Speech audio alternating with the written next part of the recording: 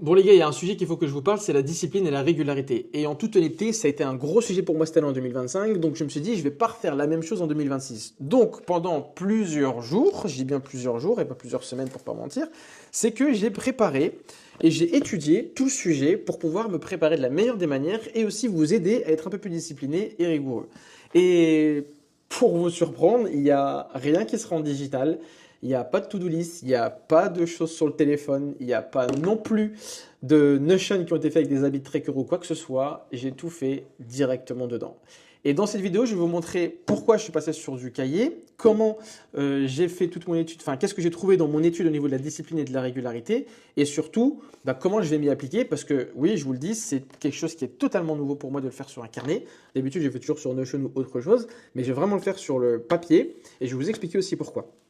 Donc, on va commencer direct dans le vif du sujet en vous disant pourquoi j'ai choisi de prendre en fait un carnet en format A5. Donc, c'est vraiment un petit carnet, hein, là où je prenais toujours mes notes de travail parce que j'ai toujours écrit et j'ai toujours mis des choses sur mes books pour pouvoir écrire avec les clients, etc. Et même mes notes personnelles parce que moi, je suis quelqu'un, je ne sais pas vous, mais je suis quelqu'un qui va retenir en écrivant. Par exemple, quand j'étais au lycée pour le bac ou n'importe quoi ou n'importe quel type d'études, je devais toujours prendre une feuille de papier et écrire mes leçons pour bien les retenir. C'est ce qui me permettait de vraiment retenir ce que je devais apprendre et réussir à l'appliquer. Donc j'ai une mémoire qui se fait avec l'écrit. Et en fait, c'est quelque chose que j'ai toujours utilisé, même dans mes missions. Donc, je me suis dit, pourquoi pas faire la même chose pour retrouver ma discipline avec du coup ce type de format. Et j'ai mis de côté tout ce qui était vraiment digital et je me suis focalisé sur ça. Donc ça, c'est la raison pour laquelle je reprends l'écrit. Deuxièmement, vous vous en doutez bien et je vous le dis tout de suite, je pense que je vais en créer un template plus tard, mais une fois que j'aurai vraiment expérimenté la méthode. Quand j'aurai expérimenté la méthode et que je l'aurai vraiment bien utilisée, je pense que là, je vais créer un template, on va voir si ça va bien fonctionner et si ce sera adéquat. Parce que, mine de rien, le digital permet vraiment d'avoir des sommes, des moyennes, enfin bref, tout ce qu'on veut pour avoir du coup la globalité de ce qui s'est passé. Donc, maintenant, il faut que je vous parle un petit peu de l'étude. Qu'est-ce que j'ai trouvé en fait au niveau de la discipline et de la régularité? J'ai suivi pas mal de vidéos, j'ai regardé pas mal de trucs qui se font aux US ou même ailleurs dans le monde, et j'ai lu beaucoup de livres en fait sur ces dernières semaines. Par contre, il y a The One Thing que j'ai énormément lu et que j'ai presque terminé. Ce livre, il est incroyable. Il explique plein de choses sur la focalisation et la concentration d'un seul sujet, mais avec des bonnes habitudes qui vont se mettre derrière.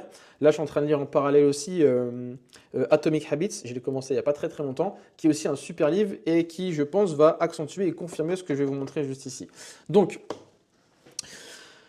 qu'est-ce que j'ai trouvé dans mon étude? Je vous le dis tout de suite. En fait, j'ai observé plusieurs choses et j'ai noté pas mal d'informations dans ce petit carnet. Et je vais vous montrer tout de suite. Donc, il y a plusieurs choses que j'ai vues pour pouvoir changer mes habitudes et être discipliné. La première chose que j'ai vraiment étudiée et que je vais me faire, c'est vraiment de noter tous mes signaux. C'est-à-dire que je vais faire un moyen, enfin, je vais trouver un moyen d'avoir un anti-scroll parce que je scrollais quand même pas mal sur les réseaux sociaux avec mon téléphone, ou quand je suis pas sur le téléphone, c'était directement sur YouTube ou autre sur l'ordinateur. Et là, l'objectif, c'est vraiment de me dire, ok, je vais noter dès que je vais vouloir scroller. Par exemple, imaginez que je suis en train de travailler à ce moment-là, bah là, je vais me dire, ok, je viens de prendre mon téléphone, bah, je vais plutôt poser mon téléphone et je vais écrire ici, j'ai voulu scroller à telle heure, tel jour. Au moins, je vais pouvoir avoir un horodatage manuscrit de tout ce que j'ai, enfin, de toutes les fois où j'ai voulu vraiment prendre mon téléphone dans la journée.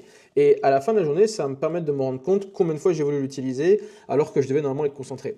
Après, il y a une deuxième chose que j'ai vraiment analysée et pour laquelle qui est importante, et je vais vous l'expliquer juste après, je vous montrerai juste après, c'est vraiment traquer mes habitudes quotidiennes. Je pense que vous savez tous que les habit trackers, c'est extrêmement important. Mais du coup, je vais aussi traquer toutes mes habitudes quotidiennes d'un point de vue santé, d'un point de vue bien-être, d'un point de vue travail, d'un point de vue et aussi les choses que je ne veux plus en fait utiliser. Et en fait, ça me permettra vraiment de savoir comment j'ai réussi à mieux gérer ma vie en étant beaucoup plus discipliné dans mon travail ou même dans ma vie quotidienne.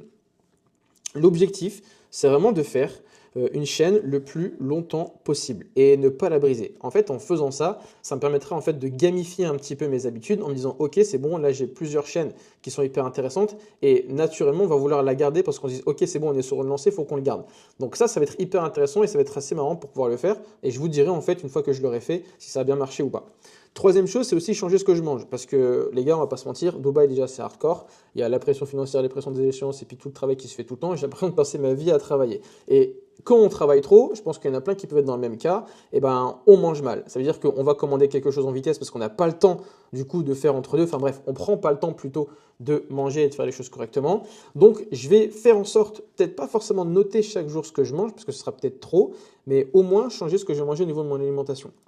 Quatrième chose qui peut être assez drôle, et ça je l'avais trouvé sur une vidéo d'un anglais sur YouTube, c'est mettre une histoire par jour. L'objectif c'est vraiment de storyteller un petit peu ma journée. Ça s'appelle le story with, un truc comme ça. Mais bref, c'est hyper intéressant. Donc si vous voulez la vidéo, je vous l'enverrai. Un truc aussi pris de ce mec-là, c'est le AMWAP. Le AMWAP, en fait, en anglais, c'est All Many Wins, pardon, as Possible. Donc, c'est lister toutes les victoires qu'on a eues dans la journée. Je ne sais pas si on a un nouveau deal, s'il y a un nouveau prospect, si on a une recommandation, si on a réussi à faire son 10 km alors qu'avant on en faisait 8. Enfin bref, tout ce genre de victoires qui vont vraiment nous permettre de dire « Ok, trop bien, j'ai réussi à faire quelque chose de positif et j'ai eu une victoire, même si elle est petite. » Et ça, pour être honnête avec vous, à Decathlon, on fêtait énormément les victoires et c'était vraiment hyper satisfaisant parce que du coup, dès qu'on arrivait à un certain nombre de victoires, 10 victoires par exemple dans le mois, et ben soit on faisait un petit déjeuner, soit on s'offrait quelque chose. Bref, je trouvais que c'était vraiment très sympa et ça pour le coup, c'est quelque chose que je vais remettre aussi pour moi-même. Donc n'hésitez pas à tester et vous me direz ce que vous en penserez. Et la dernière chose, c'est les 3 choses les plus importantes, donc les 3 tâches les plus importantes de la journée. Et j'ai pour habitude de toujours préparer ma semaine au niveau de mes tâches et de ce que je dois faire pour toujours prendre de l'avance. Sauf que là, je vais faire différemment. Pendant tout le mois de janvier qui va arriver, c'est que je vais vraiment lister mes 3 tâches les plus importantes chaque jour. Et il va falloir que je m'y tienne pour être sûr de ne pas les reporter et de pouvoir bien les réaliser. Ce qui me permettra de mieux gérer mon temps, de ne pas surévaluer certaines tâches et aussi de pouvoir être concentré sur un peu moins de tâches plutôt que de vouloir en faire trop et au final repousser et pas suffisamment faire. C'est ce qui m'est arrivé quand par exemple je vous ai dit que j'allais faire plein de vidéos, finalement j'en ai sorti que 3 alors qu'il y en a peut-être 7 qui doivent être sorties derrière. Mais bon bref, ça va arriver, vous en faites pas.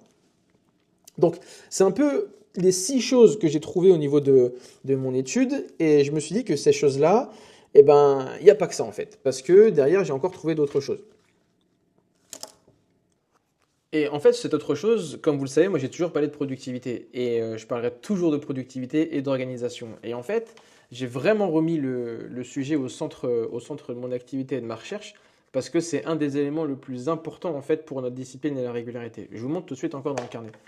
En gros, ici, si vous voulez, dans les différents livres que j'ai pu lire, mais aussi sur toutes les habitudes que j'ai pu faire depuis que je suis dans le domaine de la productivité, sans compter tout ce que j'ai pu voir et confirmer sur d'autres vidéos, on dit tout le temps que la productivité, c'est le mindful ritual. Le mindful ritual, c'est devenir un mode de vie. Donc, c'est-à-dire que la productivité que vous allez aller chercher pour votre façon d'être discipliné, rigoureux, ou alors même sur n'importe quel objectif ou ambition que vous voulez aller chercher, fait que vous allez devenir une personne et vous allez adopter un mode de vie qui va vous permettre d'obtenir soit ces résultats, soit devenir la personne que vous voulez devenir demain. Et en fait, c'est pour ça que je suis vraiment obsédé par cette notion de discipline et de régularité, parce que ça rentre dedans et c'est un vrai mode de vie. Donc, et pour faire ça, comment je vais faire? Premièrement, c'est le tracker d'habitude, où je vais vous montrer juste après comment je vais pouvoir le faire, comment je vais préparer, comment vous allez pouvoir faire la même chose aussi, qui vont me permettre vraiment d'avoir une discipline qui va se forger avec le temps et surtout retrouver une bonne façon une bonne façon de m'organiser et une bonne façon de me permettre d'atteindre mes objectifs du mieux que je pourrais. Ensuite, il y a le journaling. Donc le journaling, c'est un truc qui est un peu sous-coté. Et en vrai, je vous le dis, moi je pensais que c'était du vrai bullshit le journaling. Alors qu'en réalité, c'est quelque chose d'assez puissant. Je l'ai fait sur une petite période, mais pas assez longtemps. Et là, je vais essayer de faire en sorte de croire que c'est toujours pas du bullshit et que ça va vraiment m'aider. Donc pour faire ça, je vais faire plusieurs choses dans mon journaling. Premièrement, en fait, faire une stack de win and win, ce qui va me permettre de savoir quelles sont toutes les victoires que j'ai pu avoir. Comme je l'ai expliqué juste avant avec le AMWAP, All Many Wins as Possible, donc le plus de victoires possible.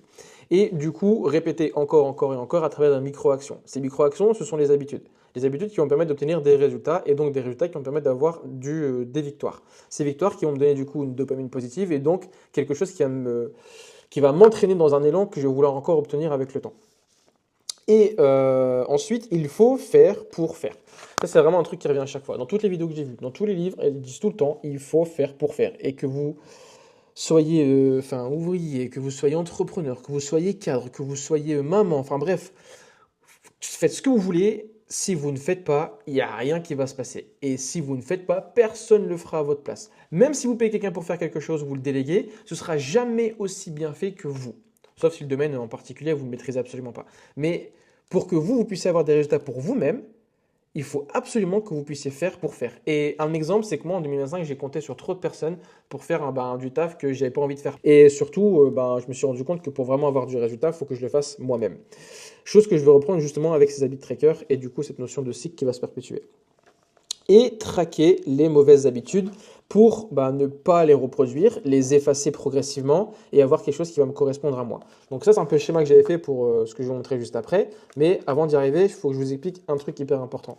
Pour réussir à faire ce qui doit être fait, avoir ces victoires et avoir tout ce que je vous ai expliqué et avoir ce nouveau mode de vie pour devenir la personne qu'on veut être demain, il faut du coup se fixer des objectifs.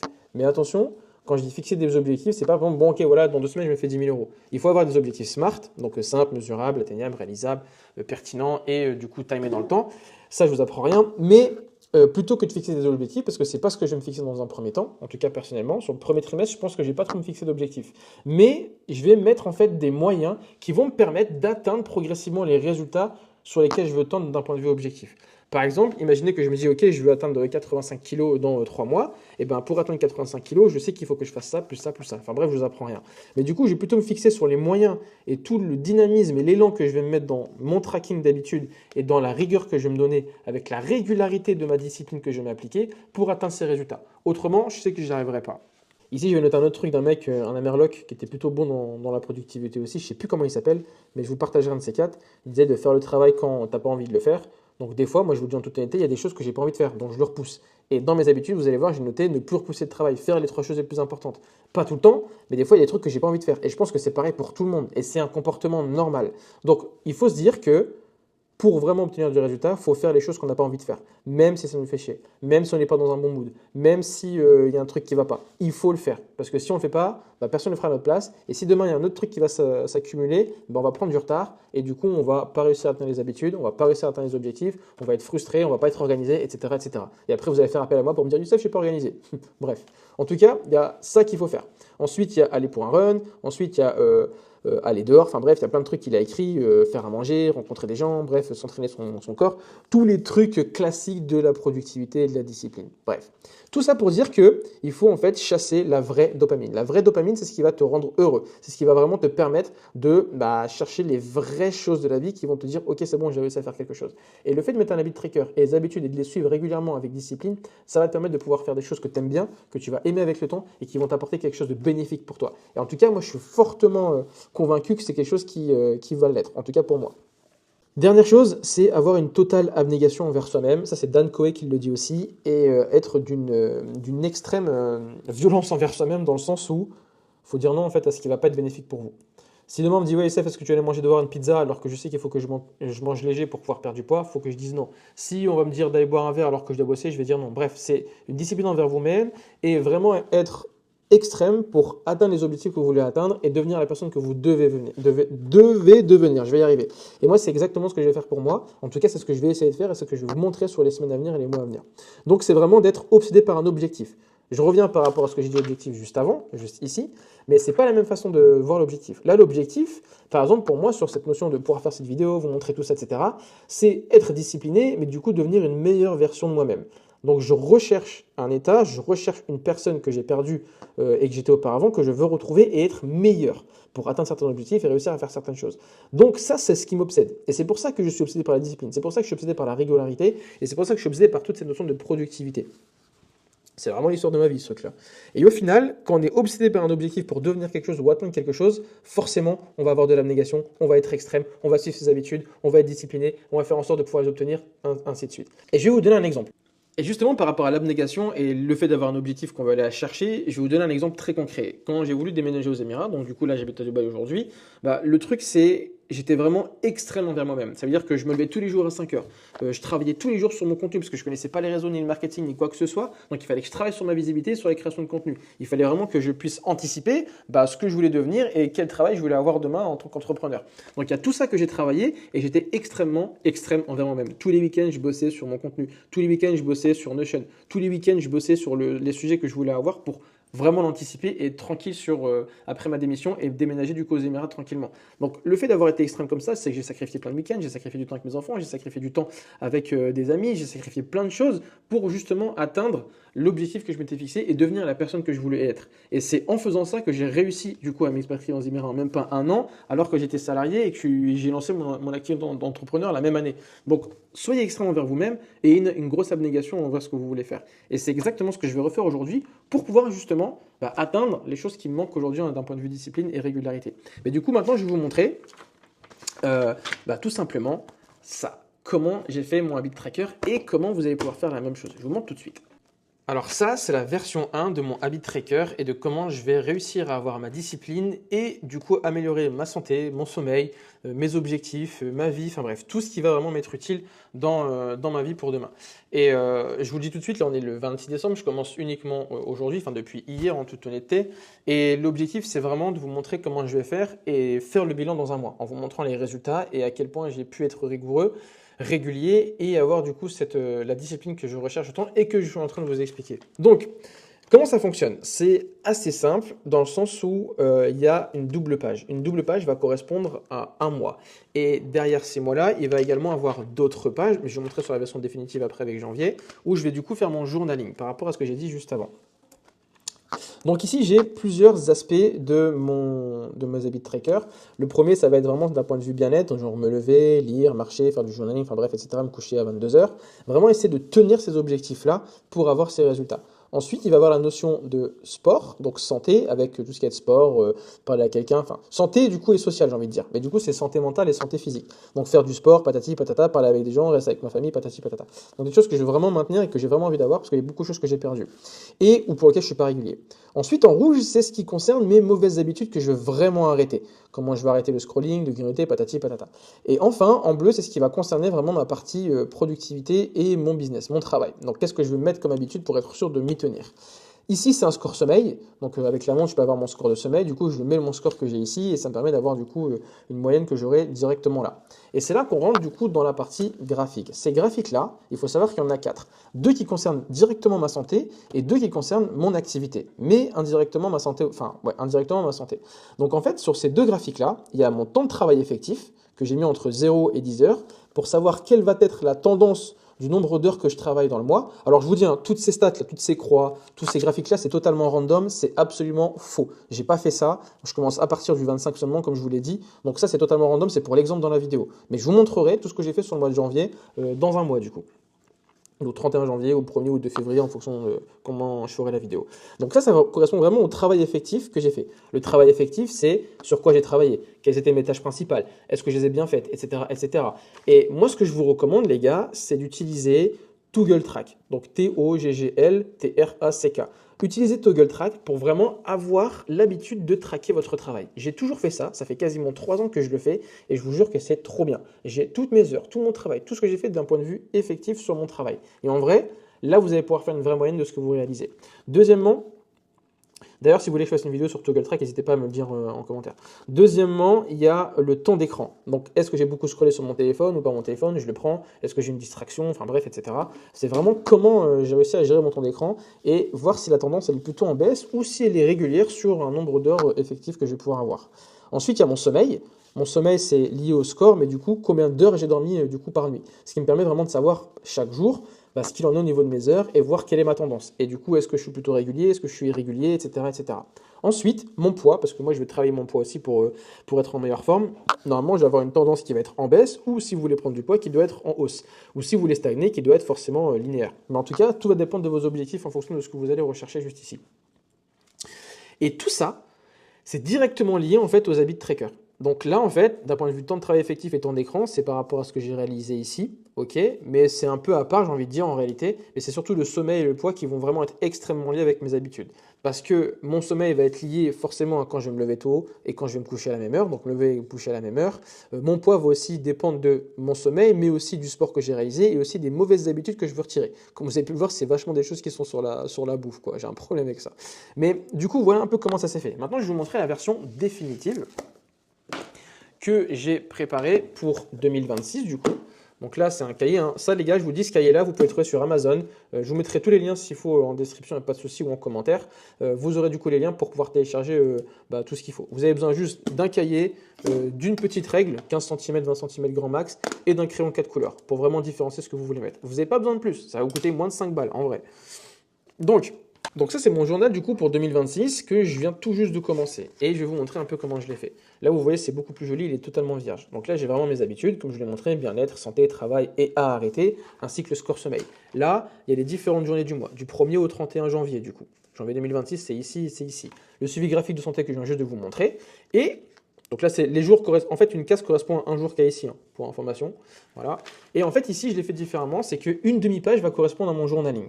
Et dans le journaling, je vais mettre, comme je vous l'ai dit, les highlights de la journée, une phrase qui va du coup résumer un petit peu ce qui s'est passé dans la journée, si c'était une bonne ou pas bonne journée. 3 gratitudes, merci d'être vivant, merci de la chance qu'on a, parce qu'il ne faut pas oublier que, mine de rien, il faut quand même mettre de la gratitude, parce qu'on oublie vraiment de mettre de la gratitude, surtout nous, Français, on a vraiment une sale manie avec ça.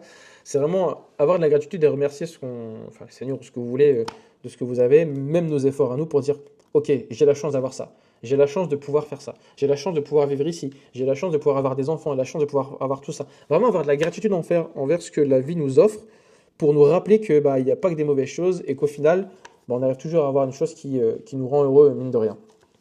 Donc les highlights, 2-3 gratitudes, l'histoire de, enfin 3-4 lignes sur le storytelling comme je vous l'expliquais tout à l'heure, sur un fait qui vous a rendu fun, et pour finir, du coup un petit peu un résumé de votre journée. Une difficulté, 2 difficultés, ou alors tout ce que vous avez pu réussir, et il ne faut pas oublier, comme je disais tout à l'heure, toute la liste de win, donc le AMWAP, donc lister toutes les victoires le plus possible dans votre journée. Et en fait là, il y a une demi-page pour chaque jour, et 2 pages, ça fait 4 jours. Et au final, il y a 17 ou 18 pages, il y a 18 pages je crois. C'est un agenda de 197 pages, donc ça fait à peu près 12 mois, voire 11 mois si vous êtes gourmand en écriture et en pages.